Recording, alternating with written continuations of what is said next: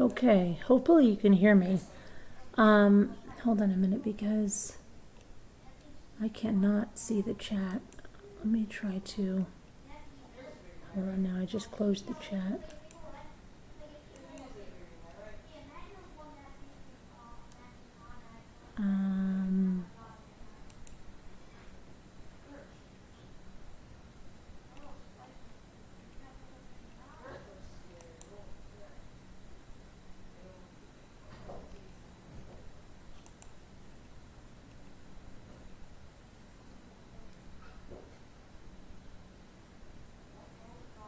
Okay, I can't see the chat, so hold on a second.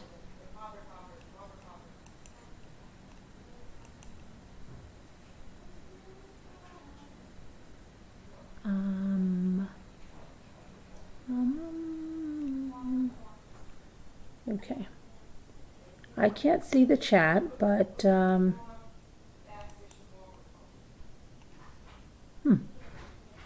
somehow I just, oh, wait a minute. Now, hold on now. I can just move this. There we go. Hold on. Okay. So, hey there, Mike and Jeannie's talking about life, and Debbie D and Aurora, Jolie W, Whisper to Me. Can you guys hear me? Just let me know you could hear me.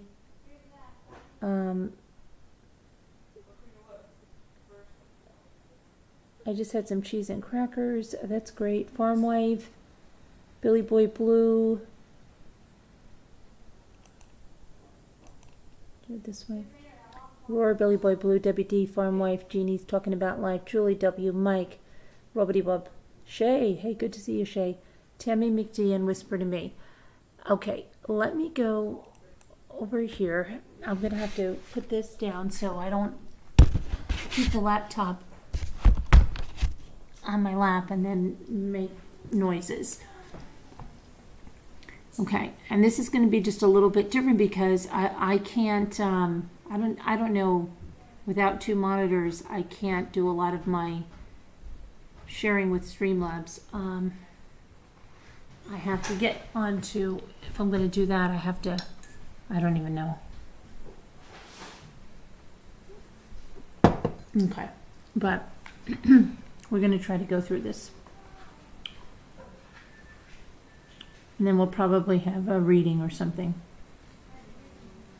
I'll be back to my old ways soon enough. So hang on with me for a second.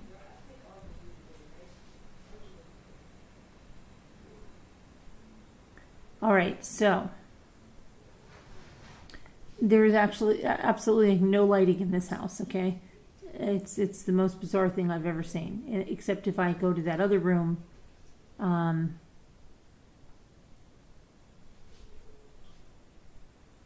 But I'm tethered into with an Ethernet cord because my laptop decided that it wasn't going to be, something happened to the wireless and we've got to upload everything. So, yeah.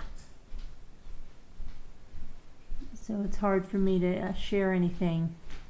But Alexis Gabe,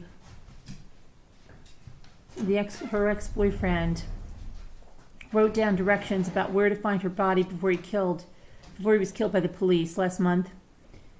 Police have provided those notes to the family. Alexis Gabe is 27 years old. She has not been seen since January. Now, the directions that were written down reportedly include highly specific and detailed notes about where he allegedly disposed of her body in Pioneer, California, which is about 60 miles east of Sacramento. Jimmy, dear, Yes, so cold. I am freezing. You have no idea. Could you please close that? Thank you. Okay. Investigators say the notes were written by Alexis Gabe's former boyfriend, Marshall Curtis Jones, and they detail where to turn, what landmarks to look for, and even give driving time estimates. Can you hear me? I hope they can hear me. Can you hear me? I'm getting very nervous.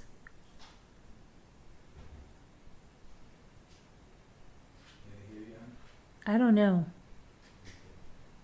This is so awkward because I can't share anything. I can't go to another screen.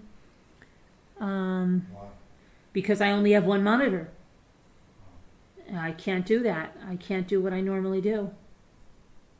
When I use Streamlabs, if you go to another thing, it's going to. You can hear me? Okay, good. All right. So I'm sorry that it's like this, but I like to share pictures. But if I... Oh, thank you, Tammy McD.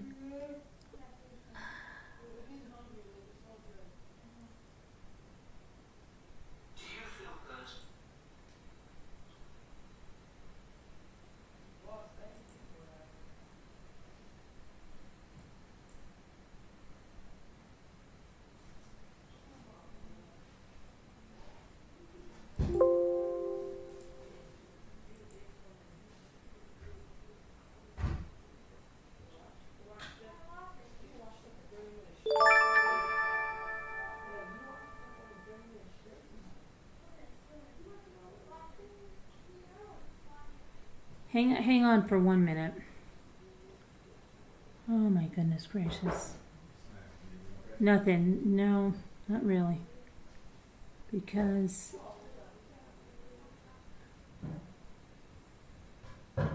hang on 1 second, guys.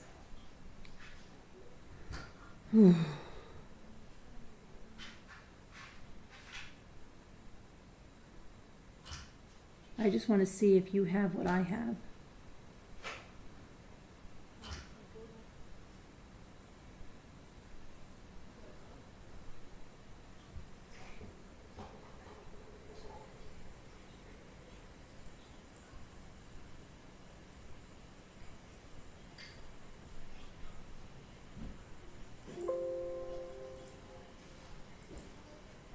Hold on, I just have to. I need to know if when I'm clicking around.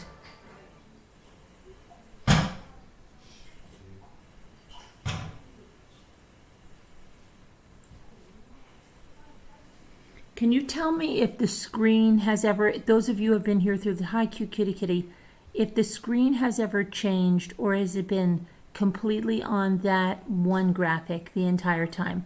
Have you seen the screen change, or has it been completely on that one graphic?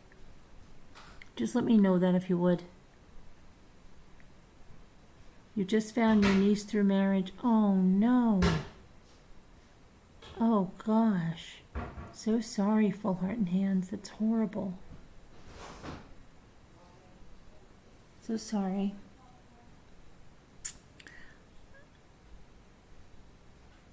Hi, Deborah Vancouver Dan. Just the one graphic. Thank you. Beautiful. Thank you. So that means I can, I'm wondering if it'll let me then go around. I'm going to try something. Okay.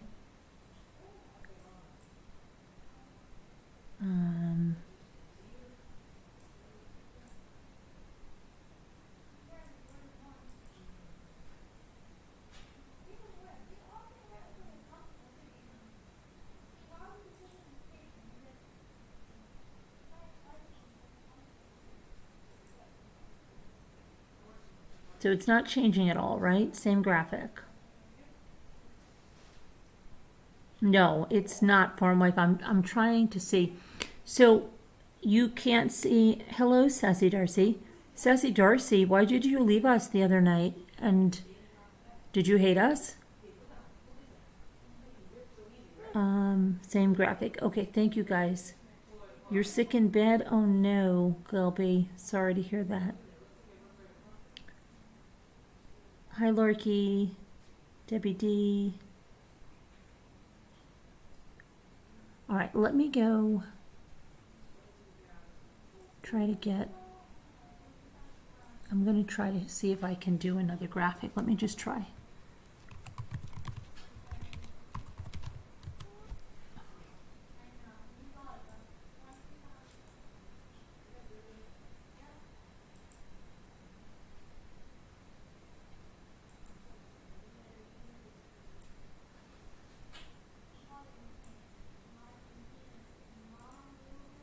Okay, I'm going to try this, okay?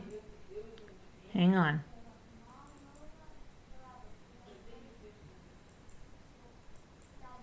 There we go.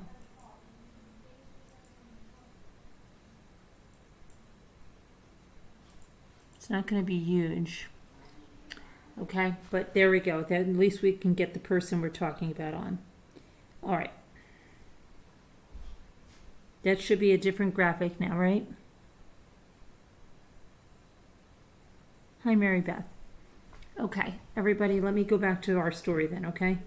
So this is, I'll start it over again. So this is Alexis Gabe.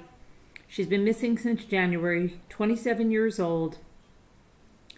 And her ex-boyfriend, before he was killed by police, left a detailed note of where her body could be found, including landmarks and turns, and that has been handed over to her family. These notes. And he says that he disposed of her body in Pioneer, California, which is about 60 miles east of Sacramento.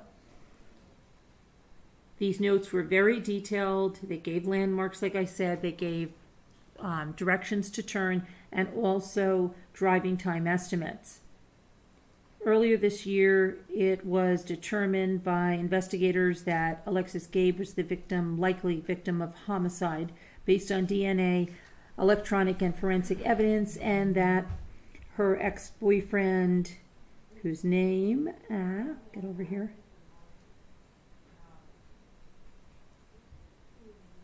is Marshall Curtis Jones,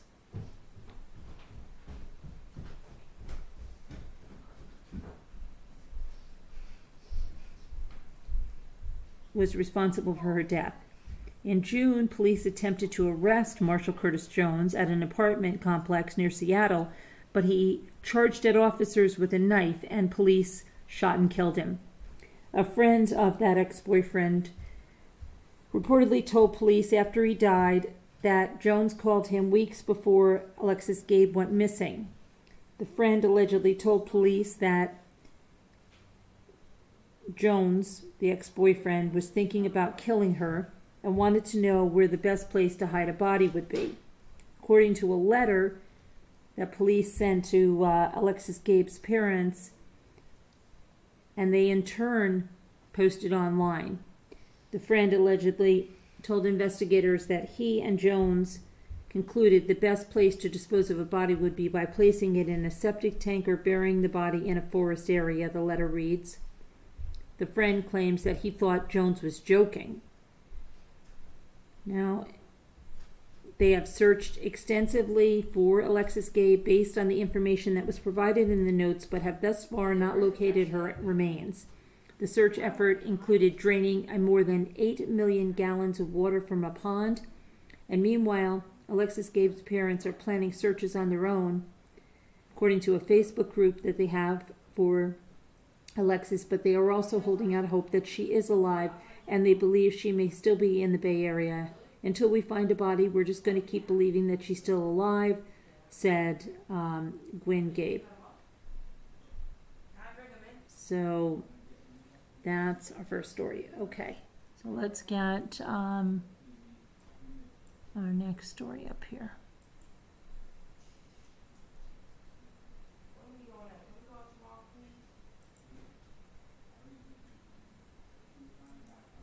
Whoopsie. I'm live, guys. Ethan? Ethan? I'm live. You don't want to dox anyone. Okay.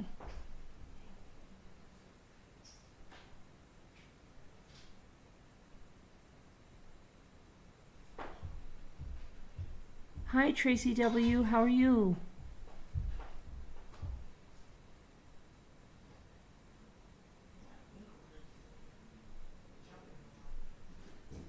Okay, so let's go to this now. Alrighty.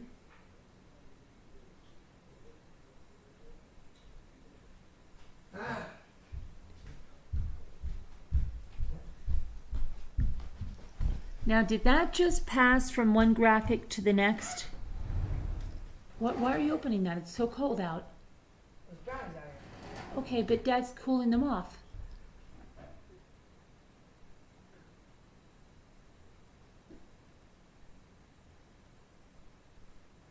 Did that go on just from one graphic to the other? I'm wondering if it just, because I didn't even change that.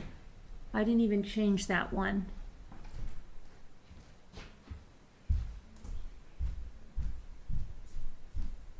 Oh, thank you, Billy Boy Blue. I think those things are good now, man. I'll give them a shot for you.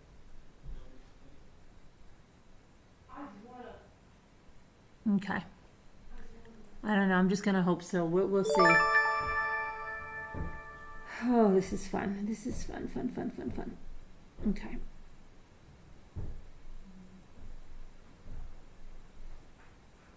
All right. So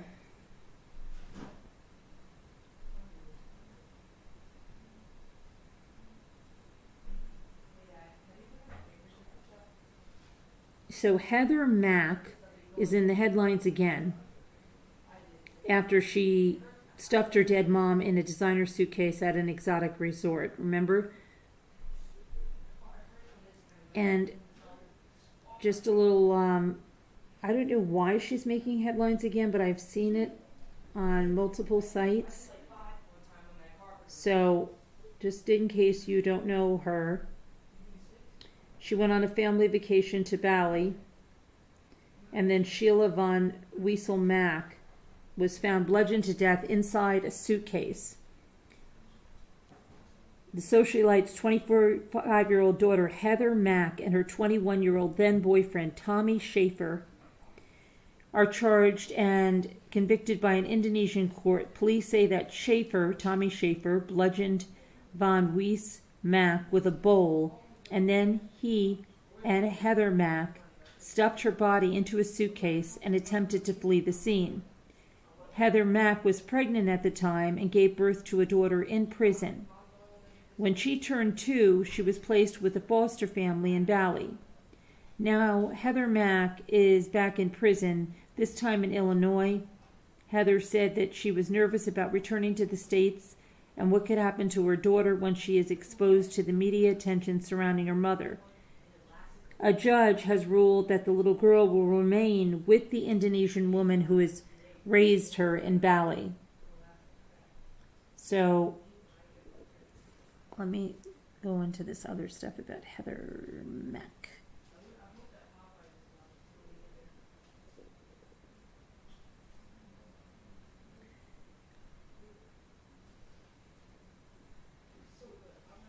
So she was making headlines again because of her daughter.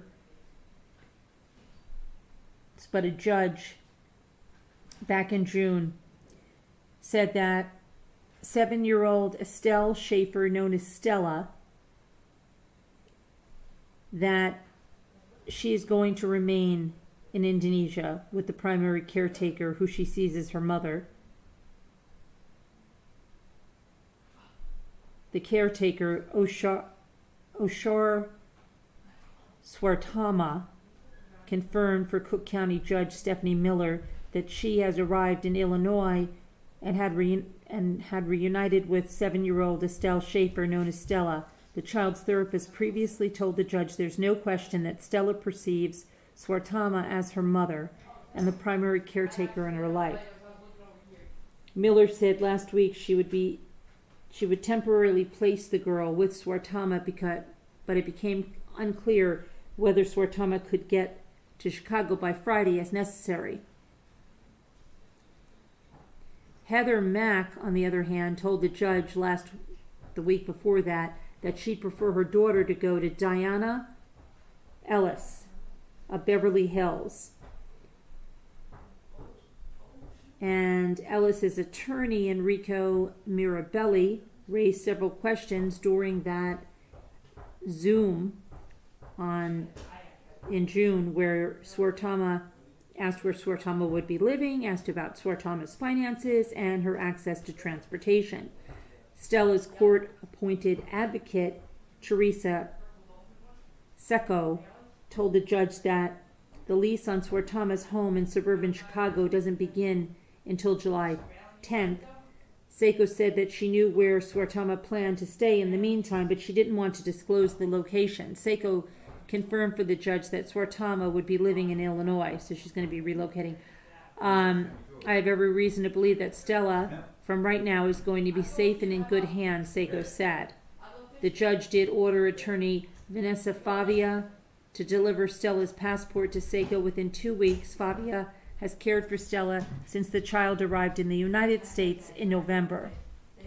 Though the possibility of Stella returning to Indonesia had come up as custody of the child had been sorted out, the judge confirmed Friday that Swartama has no authority to take the minor child outside of the United States.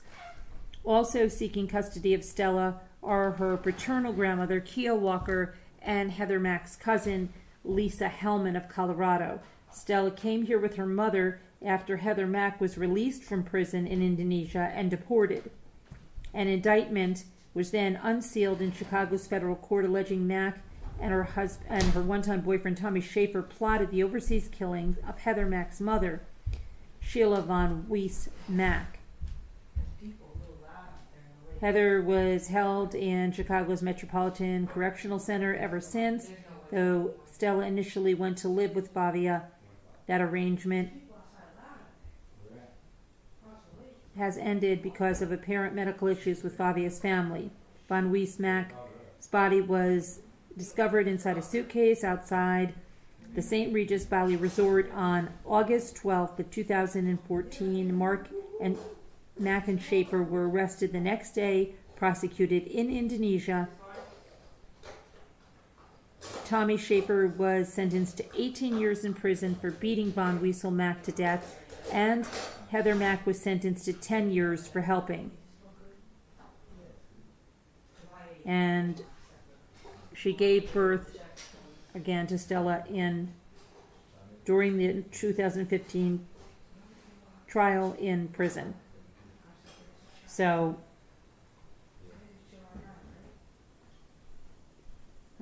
that's why she's making news again.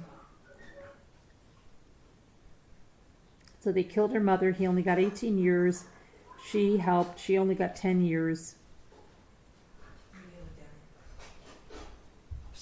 And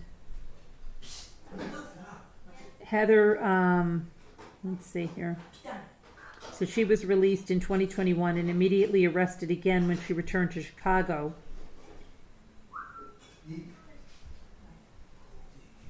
Now let's see here.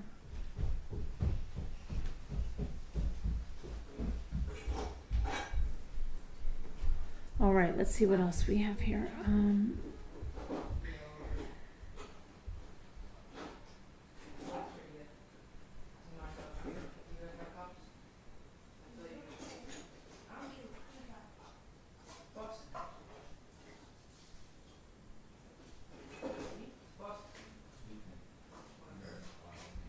Okay, so now there is a old Mississippi student missing since early Friday morning. So let me see if I can get her picture on here. Hang on.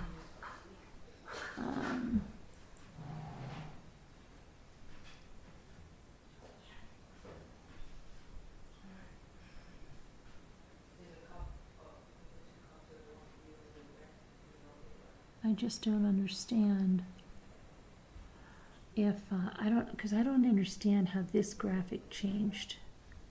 That's my problem.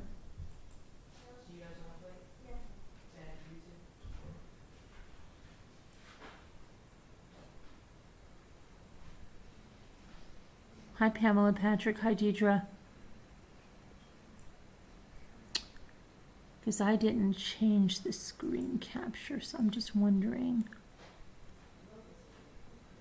My other screen capture isn't showing, which is interesting. But if I say that,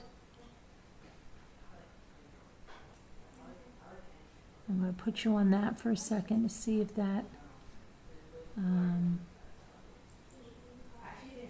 so I can get you the woman that's missing.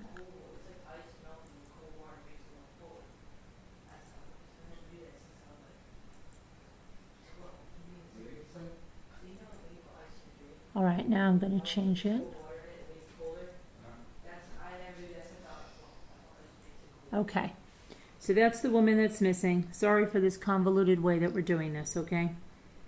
Authorities are looking for this University of Mississippi student who hasn't been seen since early Friday morning. Campus police said Jimmy Lee, 20, was last seen at about 6 a.m. leaving Campus Walk Apartments in Oxford. She was driving a black 2014 Ford Fusion with a Mississippi vanity plate that said J Lee 1, Jaylee, and the number 1.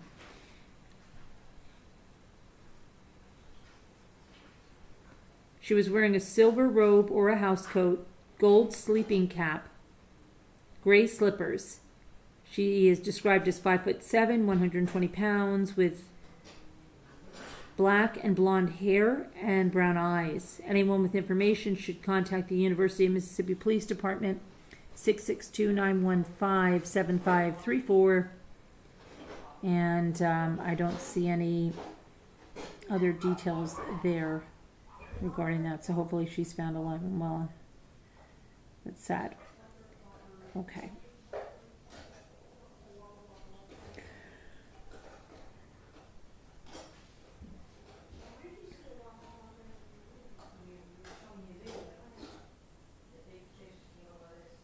Okay, then we have hold on, let me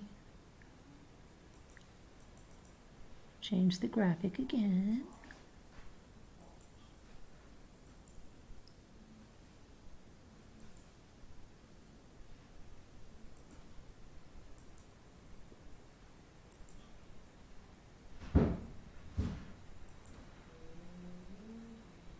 Sorry that I have to do it this way.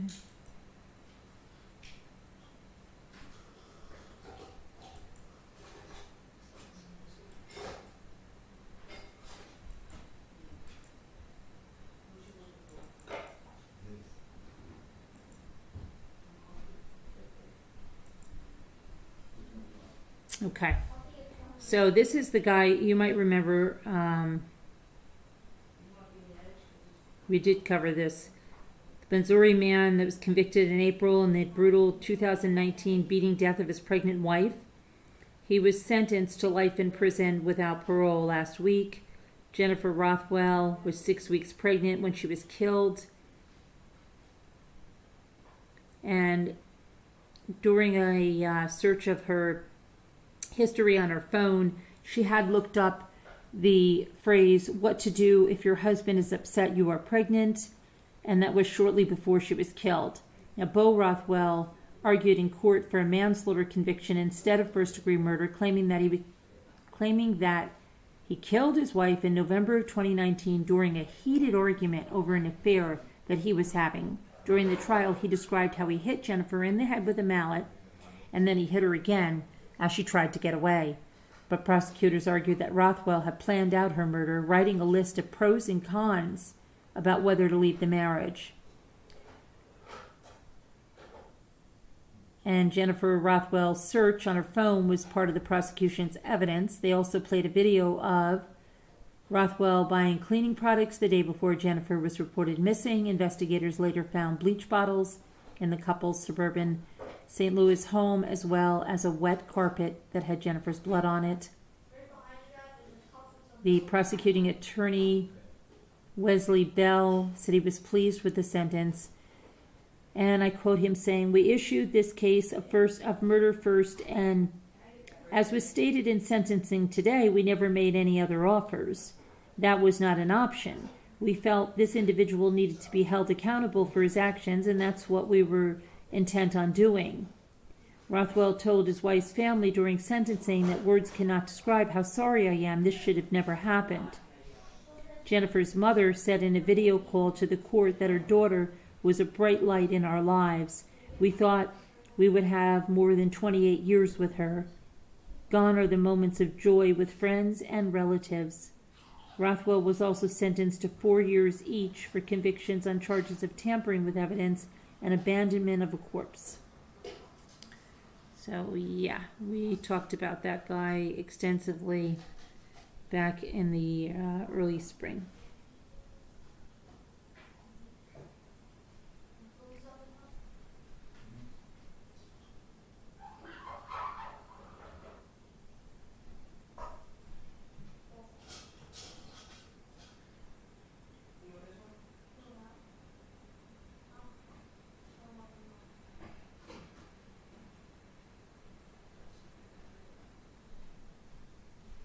right, we got a little Waffle House news in here, so hang on a minute. It's okay.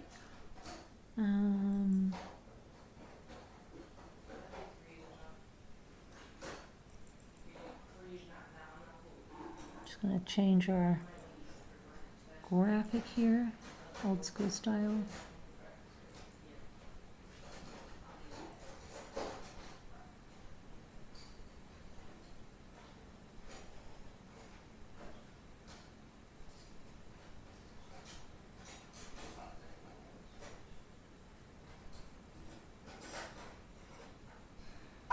Okay, well, let's see.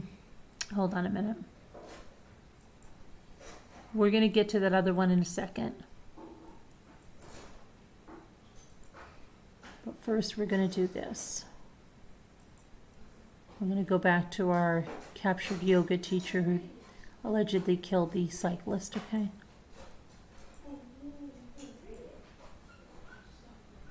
So,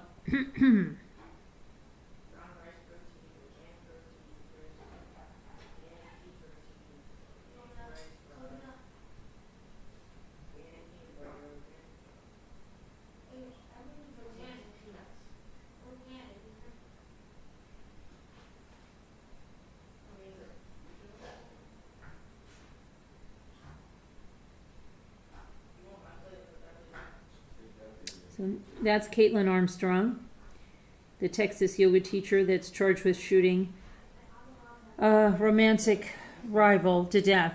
Then she fled via New York, New Jersey, to Costa Rica. She was actually also 7 minutes from me, came to upstate New York, and to avoid responsibility for that murder she's accused of, right? And it's said that she once had a monumental meltdown over a suspected food allergy while at a yoga retreat in Bali. Now, this is so weird because I can't even imagine if this is crazy. I think she stayed. I've got to talk to my niece, because my niece does that yoga retreat in Bali every single year. And I wonder, I have to ask her. That would be some crazy quinky-dink, wouldn't it be? I have to ask her this.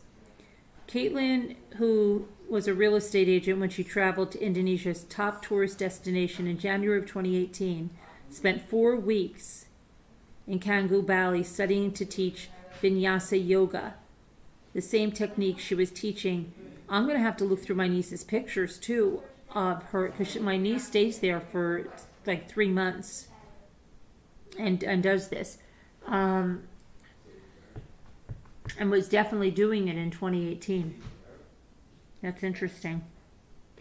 Okay, the same technique she was teaching at a surf hostel in Santa Teresa when she was arrested last week. She's been charged with murder in the death of her pro cyclist Mo Mariah Wilson, on May 11th. Her boyfriend, has he ever come out of hiding? I don't know. Colin Strickland. You know, went to the pool with her and then went to Pool Burger, and then right after he dropped her off home, she was murdered. But then you have an eyewitness that says he saw somebody pedaling a bicycle. There's still something very, very sketchy to me about that whole thing. When I go over that timeline in the affidavit, there's something very sketchy. There's something very sketchy that this Colin Strickland went underground. That's something very sketchy to me. So, but there was another, oh no, I know what I'm thinking of. Okay. So she had a meltdown in the yoga retreat, a monumental one, over suspected food allergy. A fellow attendee at the retreat said that Armstrong arrived at the retreat with the pain in her eyes, tearfully telling the attendees that she fled to Bali because she wanted to change something back home. She didn't reveal what it was. The meltdown happened early on in the 4-week course, when some of the group went out to dinner and then returned to a house one of them had rented.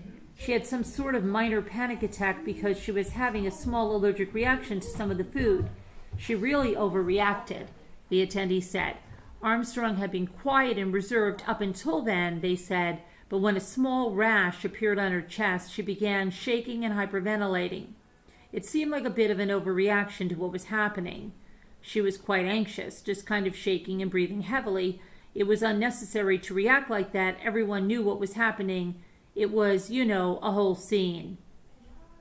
The source said they kept Armstrong at arm's length after that, and she was labeled as somewhat overdramatic.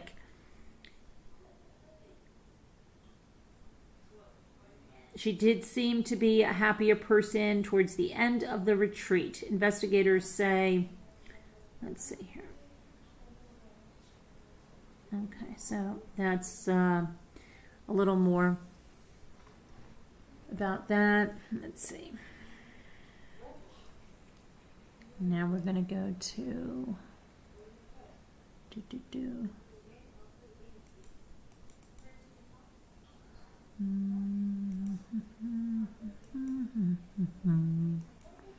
Okay, hang on.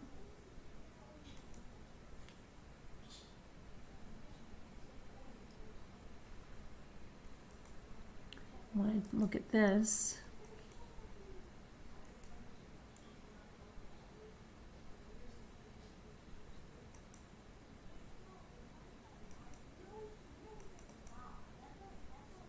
Coney Island, New York. Let's see what we got here now.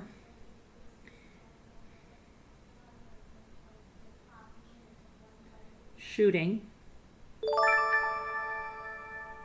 Thank you, Tammy McD, #1 fan. Thank you. So we have a shooting here in Coney Island. 5 people were wounded when shots rang out at an unsanctioned beach party on New York's Coney Island on Sunday morning. 31-year-old man was shot in the back and is in critical but stable condition. The other victims said to be in stable condition were a 19-year-old man, a 27-year-old woman, a 26-year-old woman, all shot in the leg, and a 36-year-old man shot in the chin. Investigators believe there was one shooter and said the victims had been forthcoming about who have not been forthcoming about who opened fire. NYPD said the pop-up party started at around midnight and the shooting started about 2 hours later. No arrests have been made. So,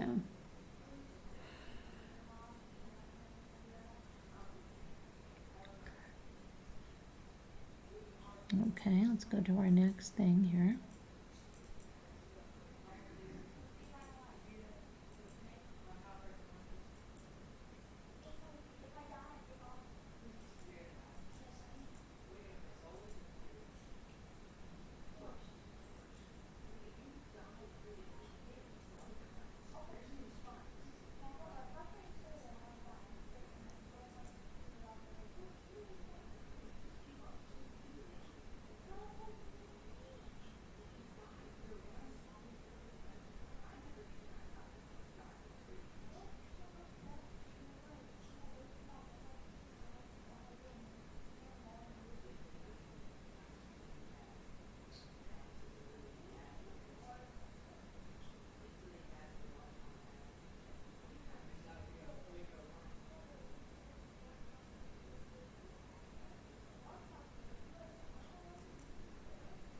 Okay, there's an update about the House of Horrors.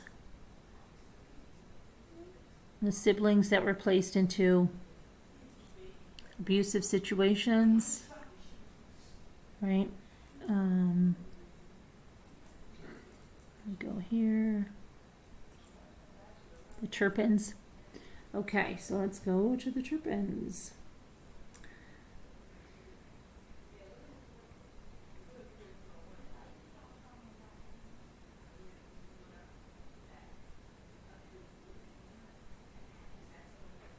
Oh my gosh, this is so convoluted the way I'm doing this. I'm having to go to my phone and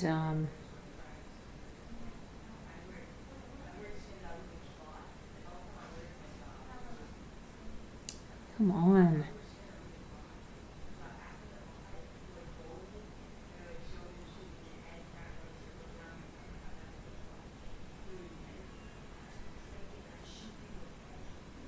Hold on a second, because I just...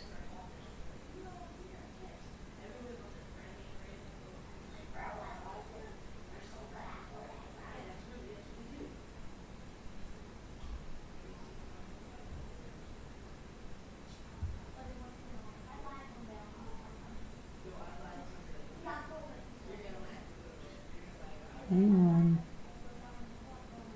Okay, hang on. Here we go. So sorry. So a new report finds that the California House of Horror siblings, the Turpin siblings, were abused and imprisoned by their parents, were later failed by social services agencies and government agencies.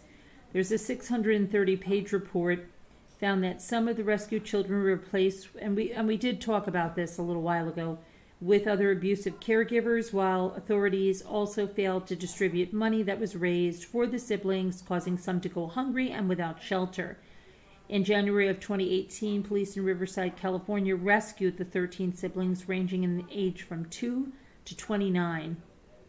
And that was after 17-year-old Jordan Turpin escaped during the night and called 911. Parents David and Louise Turpin pled guilty to 14 charges related to the abuse and were sentenced to life in prison.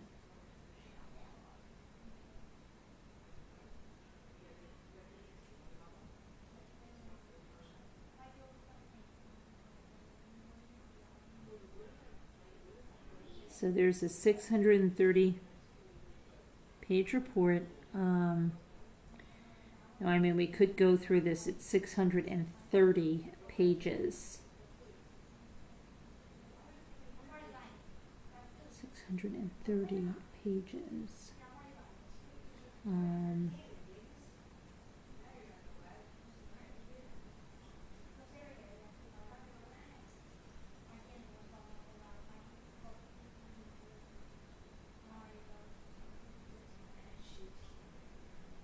But if you remember, there was stuff about a bike, and one of the brothers wanted a bike, and they had raised this money, and he wasn't given that. Others were going hungry. It was the kids were on different news outlets and all that. So, yeah, it was very, very strange. Okay, so now there's let me get something else here. So sad that they were then failed again, you know.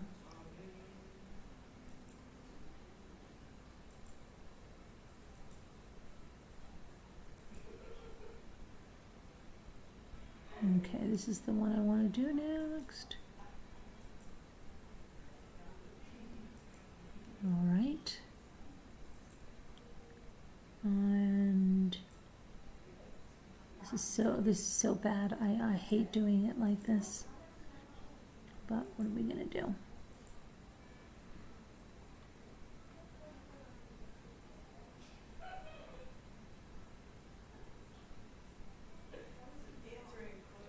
So this is, 10-year-old boy close to breaking down with mom and baby sister missing. A 10-year-old boy is hurting pretty bad after his mother and half-sister disappeared while on a camping trip with her estranged partner. Jill Sidebotham, 28, 38-year-old Nicholas Hansen, and their 2-year-old daughter Lydia Hansen left to go camping near Phillips, Maine on June 27th.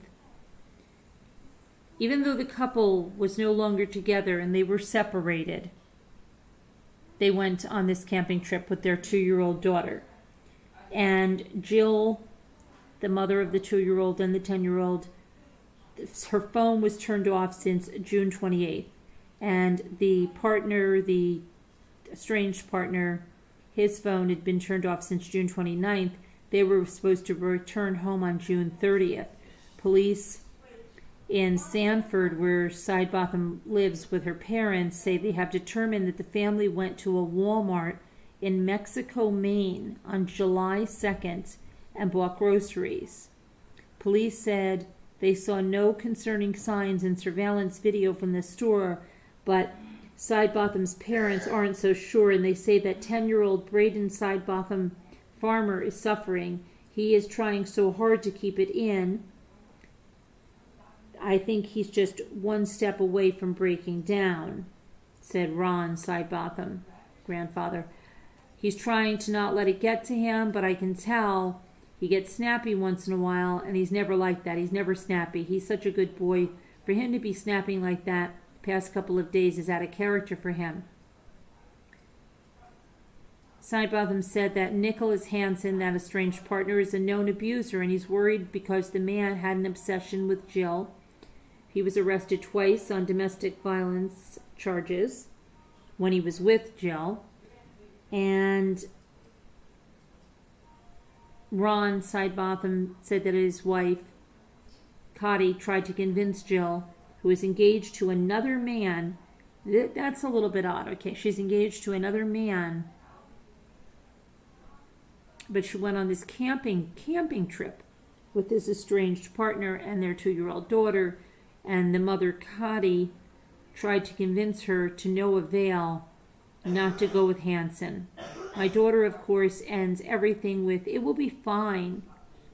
She has a fiancé, which is another thing that makes me wonder why, and makes me think that she was taken against her will.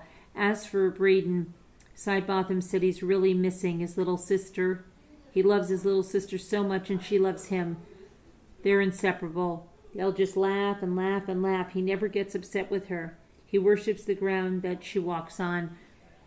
He's big brother, and that's all there is to it. Police say they're still actively looking for the family, and that even though they had appeared fine in Walmart surveillance footage, they can't say for sure until they find them in person. Well, let's hope they find them in person alive and well, because that's just horrendous. Okay.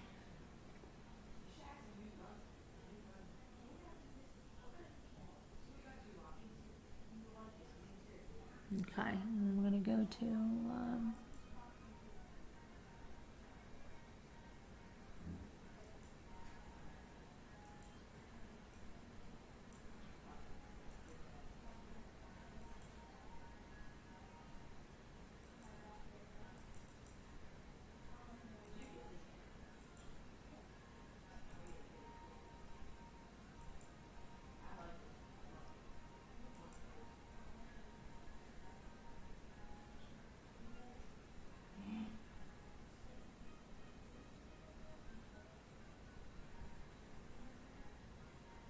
and speaking of Caitlin Armstrong, she was also charged with misuse of a passport for flight out of the country, because remember, she had used a fake passport.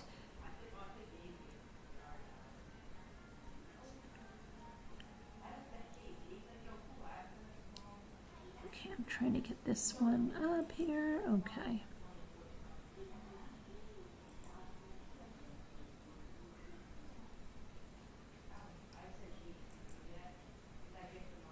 Oh my goodness, please.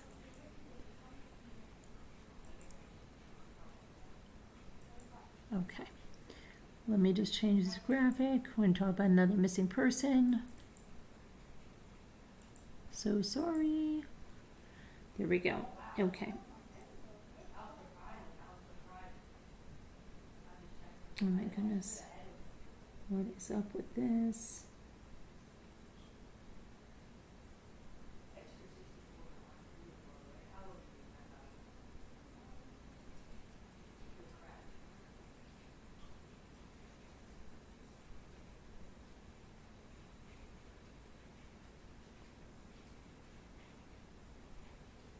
Okay, so this mother of two is still missing. On her 40th birthday,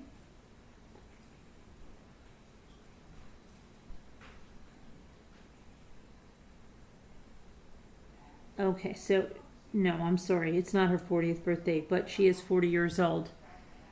And this is just to reach out that she's never been found. Louisville, Kentucky.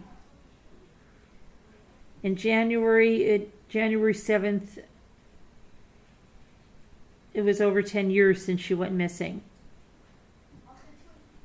She was calling her friends after she left my house because, okay, she wasn't ready to go to sleep. So what were the circumstances? Let's see.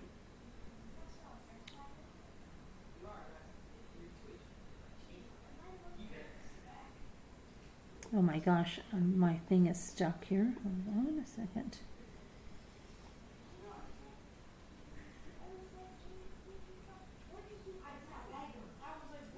Oh my goodness. A private investigator was hired in the case. They found a bone, which was turned over to a forensic examiner. We do need a miracle, said Mike Nabel. Another birthday, another Christmas without her 2 young sons who don't know where their mother is, a family desperately seeking answers, people out there becoming interested. The family and people are investigating, the private investigators. It's been active the whole time. Her father says they celebrate her birthday with several events in the downtown. Andrea is described as having multiple personalities. It was hard to watch given that Andrea Nabel was struggling with substance abuse before her disappearance. We had a lot of advice during that time period saying we shouldn't enable her, and I feel terrible about it because I would rather enable her the rest of my life than go through this. Both Aaron and Mike have been actively searching for Andrea. Aaron is her sister.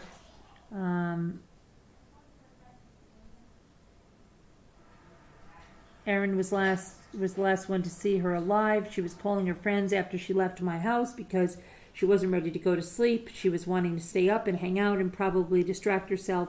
People do that a lot when they're feeling overwhelmed, says Aaron Nabel. So if you know about the whereabouts of this woman on your screen, mother of 2, call 911. All right, now.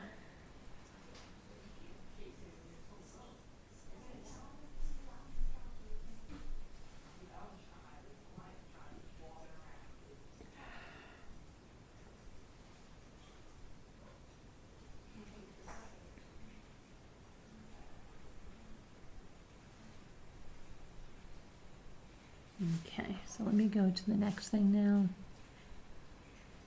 Yeah, Jenny D. said they found a bone and it was given over to a forensic examiner. They didn't say anything about an ID.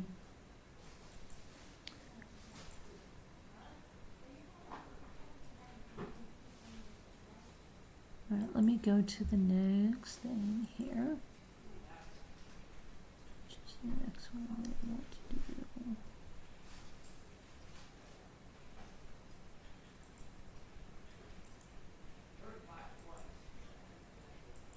Okay. And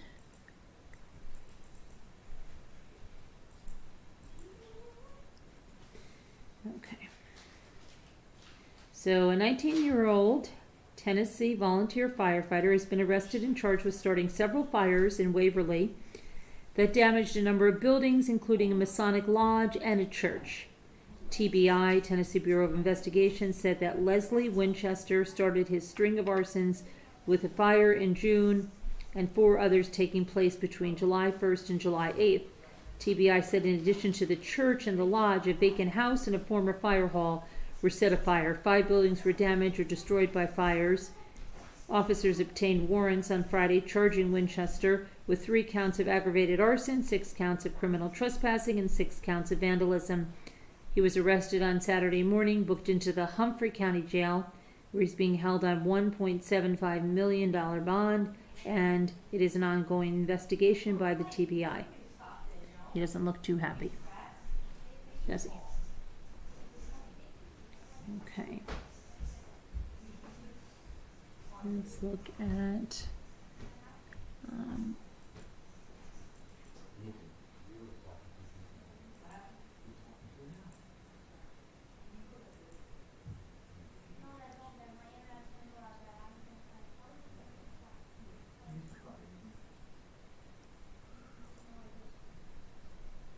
right.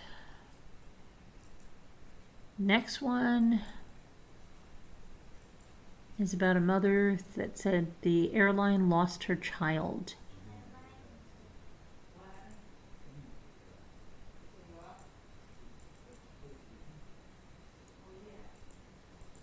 Okay. So a North Georgia mother went viral with TikTok video railing at American Airlines for allegedly losing her 12-year-old daughter when she made an unaccompanied trip from Chattanooga to Miami for a visit with her father. Monica Gillum said that everything went according to plan on the Chattanooga end of the trip, where she paid extra for airline's unaccompanied minors program. After the plane landed in Miami, flight attendants apparently waved the 12-year-old girl off the plane instead of following their protocol. The girl was wearing an unaccompanied minor lanyard and should have been taken to wherever her father was waiting. I think, knowing her, she's very soft-spoken, Gillum said, so when the person at the window seat got up, she's just like, okay, I've got to get up too. She walked off the plane and then kept walking since no one stopped her.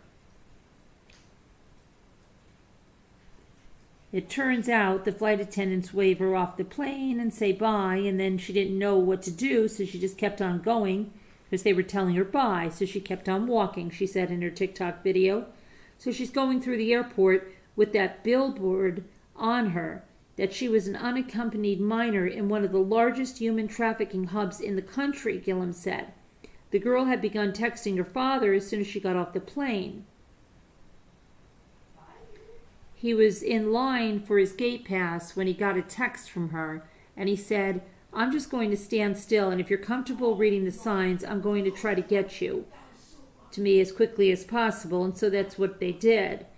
And she did make it to him, Gillum said. Then Gillum got 2 phone calls. The first from her ex-husband in Miami saying, you're not going to believe what happened. Shortly afterwards, she said, the airline, by then having begun to look for the 12-year-old, called to see her daughter was missing, and they shut down the terminal to find her. American Airlines told the media that they have reached out to Gillum to learn more about what happened and to make sure such a snafu does not happen again.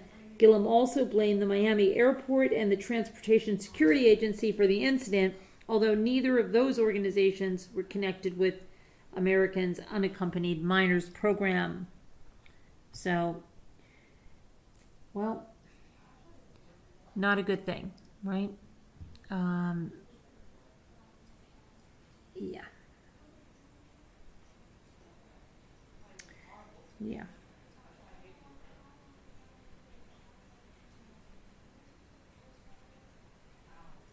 Okay, so let's look at this hero mom next.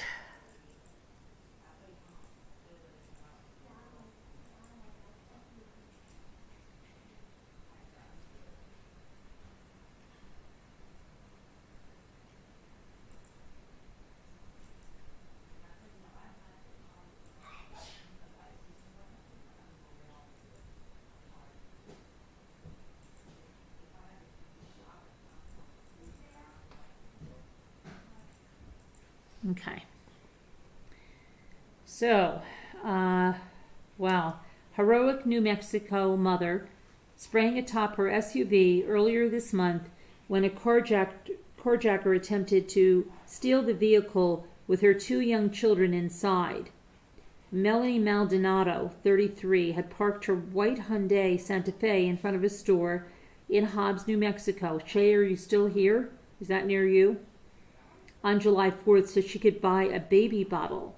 When she returned, a woman she didn't know pushed her away from the vehicle and got inside.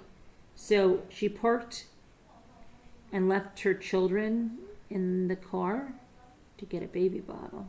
Well, that's, it's a 6-year-old and an 11-month-old. You're not supposed to, that's against the law here. But okay, when she returned, a woman she didn't know pushed her away from the vehicle and got inside. Video of the incident recorded by traffic cameras shows that the 33-year-old mother was clutching the hood of the SUV as it flies down the street at 8:30 p.m. Inside the vehicle were Maldonado's 6-year-old daughter, who is autistic, and her 11-year-old son. Maldonado was thrown from the car, broke her foot, but that didn't stop her from running to a nearby store and calling 911. In an interview, Maldonado said that she told the driver to stop because there were kids in the car. She definitely heard me. I yelled for her to stop and that my kids were in the car. She kept driving. We went a good distance through an intersection. She was swerving so that I would fall off. Police later located the vehicle and found the carjacker, identified as 20-year-old Regina Castillo, left the 6-year-old girl at an intersection. Within minutes, police found the SUV abandoned with the 11-month-old inside. An officer locates the infant and holds him, according to the body camera footage. Police soon locate Castillo, who was attempting to run away. She was later found hiding behind a truck in a residential area and was arrested. Police body cam footage reportedly shows officers tackling Castillo and placing her in cuffs. Castillo is now facing charges of unlawful taking of a motor vehicle, aggravated fleeing of a law enforcement officer, 2 counts of child abuse, and resisting, evading, or obstructing an officer. She also had multiple active warrants for shoplifting and failing to appear for charges of concealing identity and traffic-related violations. Maldonado, who works as a librarian, said she felt unafraid throughout the ordeal and did what she had to do to protect her children. I didn't care what happened to the car. I just wanted my kids back. I hope it never happens to anyone else. Castillo is detained in the Lee County Detention Center and scheduled to appear in court on July 18th. Crazy.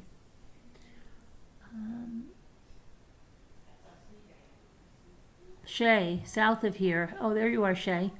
But was in local news. Yeah, wow. Hey, Shay, I'm glad you're still here. Okay.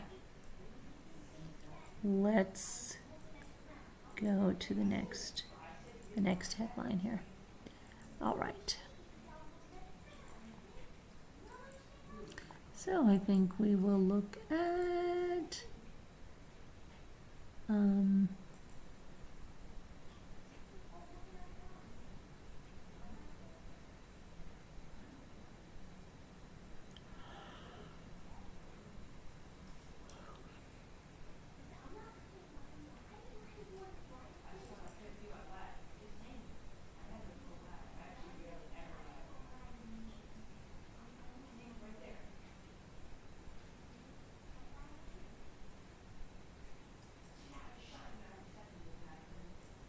okay.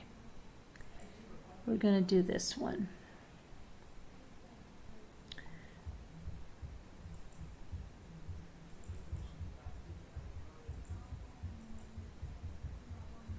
Okay, so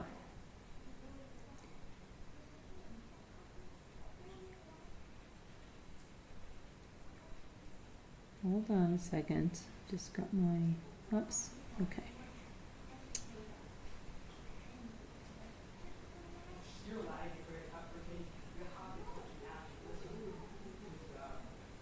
Is over here.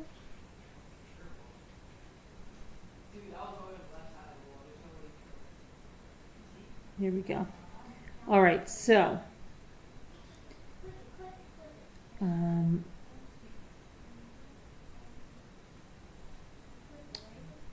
okay, so a fry shop, French fry shop, in the Lower East Side in New York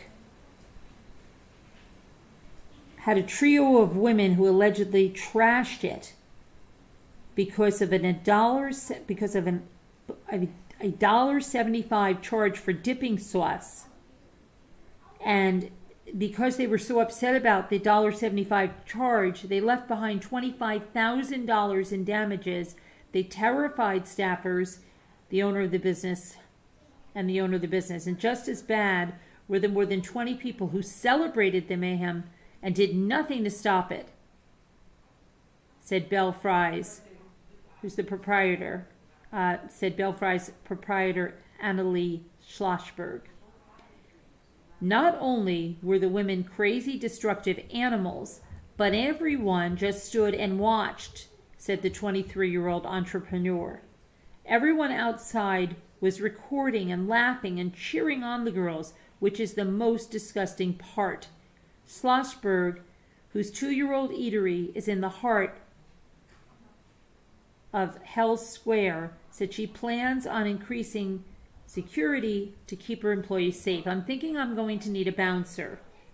Hold on a second here.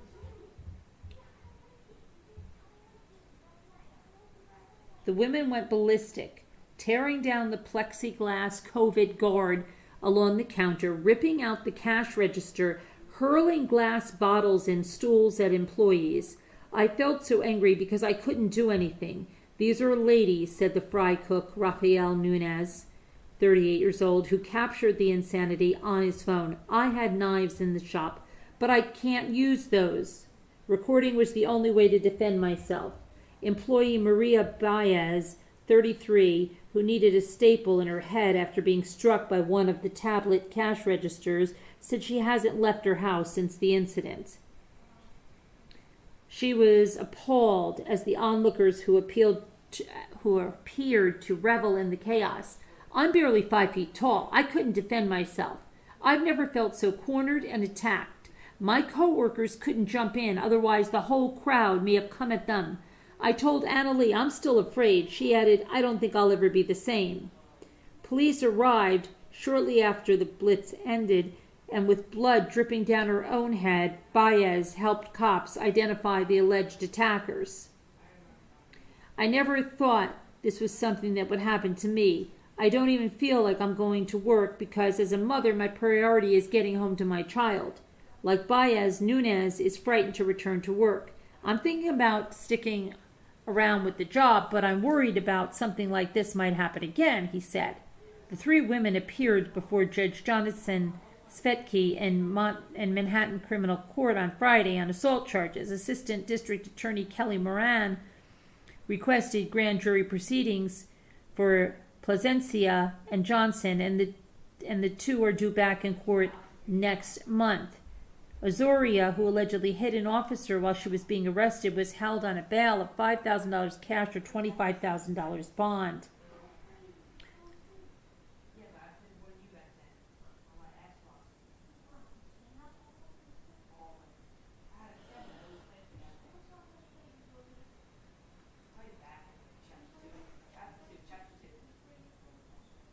Crazy. Crazy, crazy, crazy. What the heck is going on? Okay.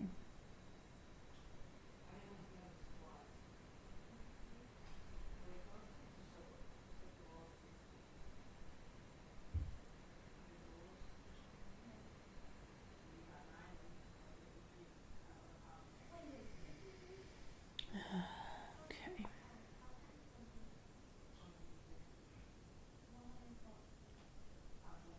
I think, hold on a minute. Okay, so I have to go get something real quick. So I'll be right there. Hold on 1 second. 1 second. Talk amongst yourself for a minute. I just have to warm up some of this thing that I'm drinking because I'm freezing.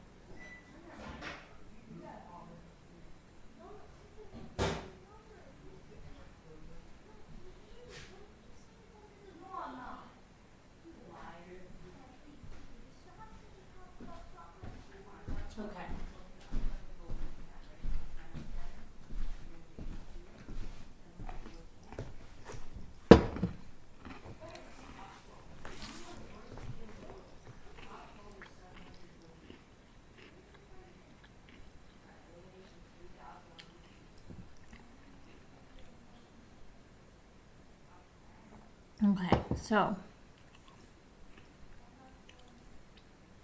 why are we calling 911? What do you mean? What are you talking about? Call 911. Call 911 if you see it was a missing person, wasn't it? If you have any information on a missing person.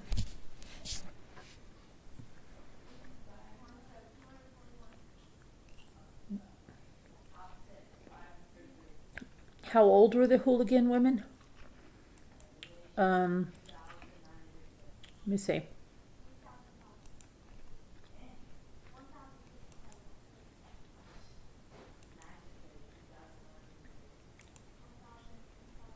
I will tell you.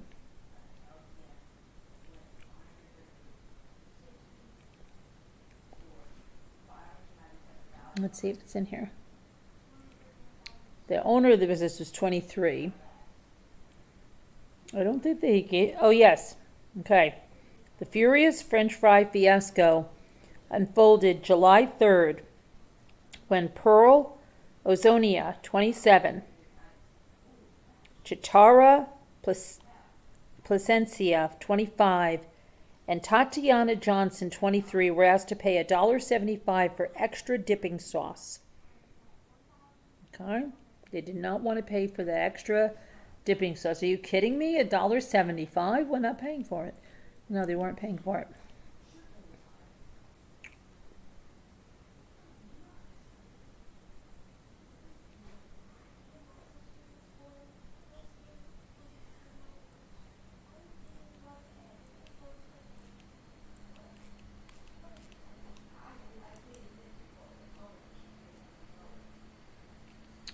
Yep. They are not paying for it. Okay. So I'm going to just put on our slideshow now. Put on a slideshow.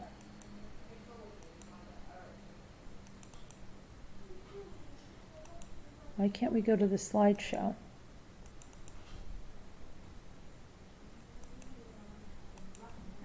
Hold on. I think I have to. Okay.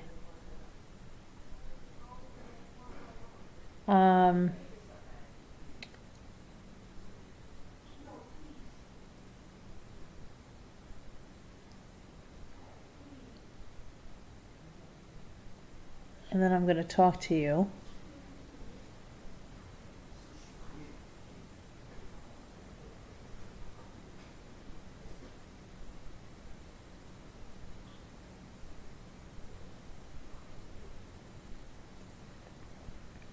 $1.75, yeah.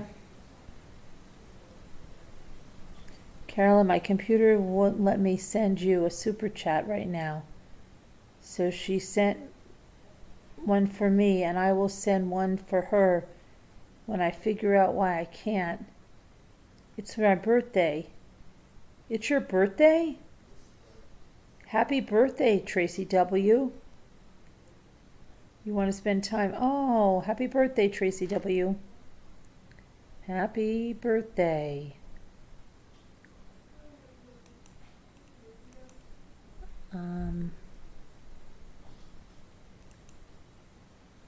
Shoot. Okay, let me do something here.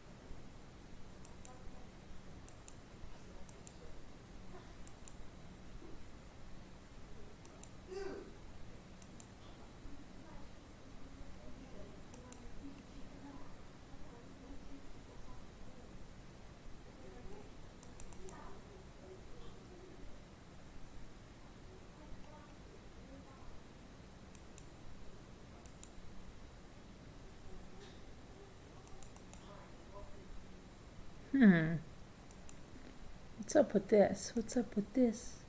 What's up with that?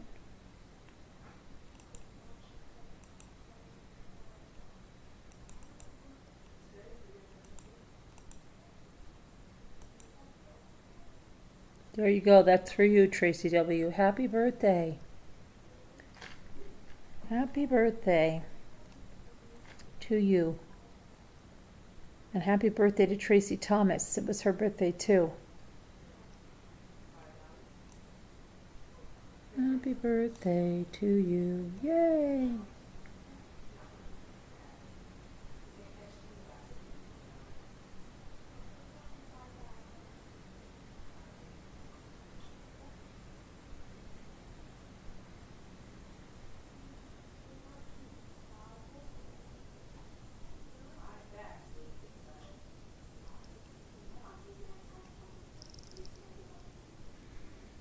Happy birthday to you.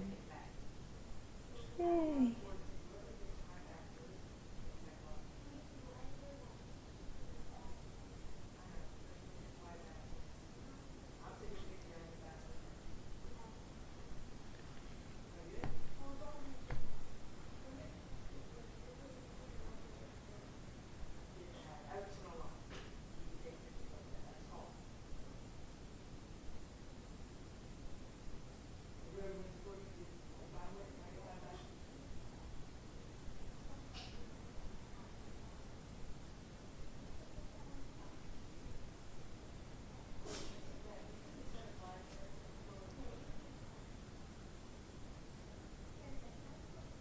Happy birthday to you.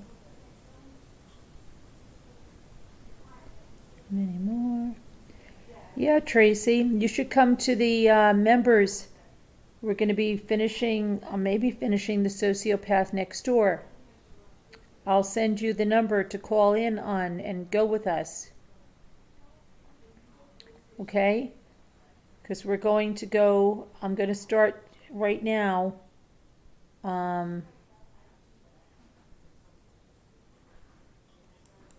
Giving out the number.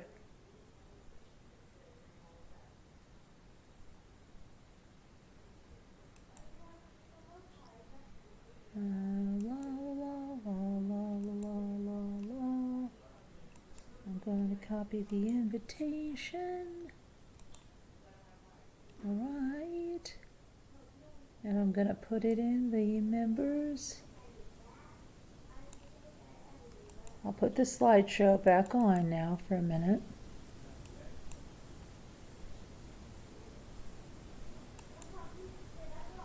Okay. And I'm going to go put the members.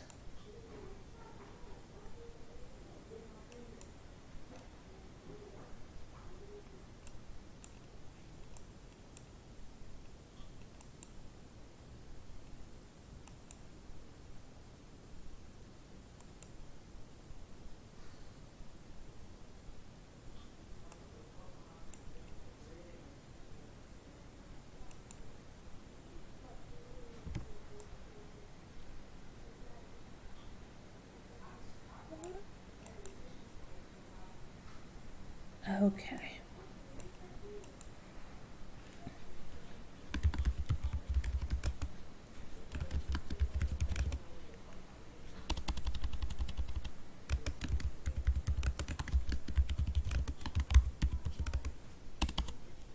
And Mike, why did you come on the other night and then just leave us hanging there? That wasn't nice. Okay. Okay, so you've got that, and then I'm going to go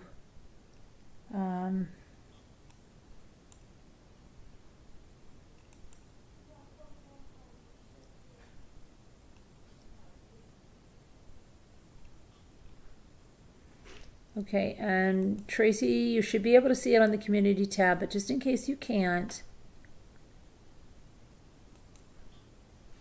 I'm going to email you.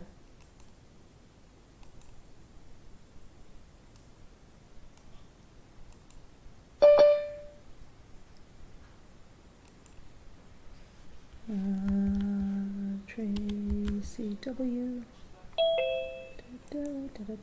Heart Made Wise, I'm gonna send to you too because you never have this.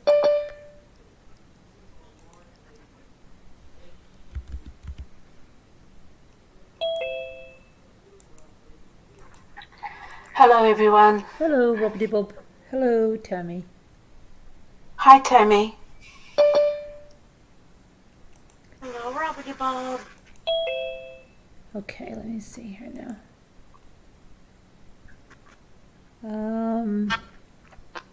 All right, guys. So I'm going to end this. You guys can come to the member. Heart Made Wise, I sent you an email. Tracy W. You have an email with the number. Jenny D1, Mike. You had no sound? Oh, really? That's weird. You should try it again, Mike. I don't know why you would have no sound. Why do you have no sound? You tried to hook up your sound and everything, right? I don't know why that would be. A lot of people coming in. Sharon, I'll get you the number 2. Mike, thank you for the super chat. Very, very appreciated. Thank you very much. You should come join us. All right. It's Tracy's birthday. Okay, and it's oh wow, it's Tracy Thomas. 2 Tracys, or it's a birthday. 2 Tracys. I didn't even realize they have the same name. I'm really losing it today. Okay, now I have to just put that thing in for Sharon. Is the slideshow still playing on YouTube? No, It's not? I don't see it. Really? What do I'm you not on YouTube. I don't know. It was playing when I left, I thought. Hi, Nicole. Hey, how are you? I'm doing good. Yeah, it's still playing. Oh, at the okay, moment. good, because you guys were scaring me. Because I was like going in my email and emailing people things, and I'm thinking like, oh no, don't tell me it's playing my email or something. Okay. Let me see here. Let me just do this thing. What? Oh, I was muting YouTube. Oh, okay. Debbie D and Xander in the house. Yeah. Here you guys whining. I'm going to mute. All right. Let's see. Okay, so we're going to end it here, but you guys should come on in. Hi, Gail B. You should come on in. Everybody should come on in. All right. If you can't find the number, you can email.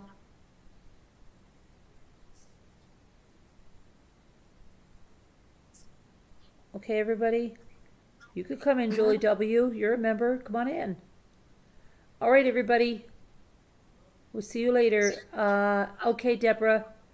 I'll give you the number right now. I'll do that right now as soon as I end this. Okay. Hang on.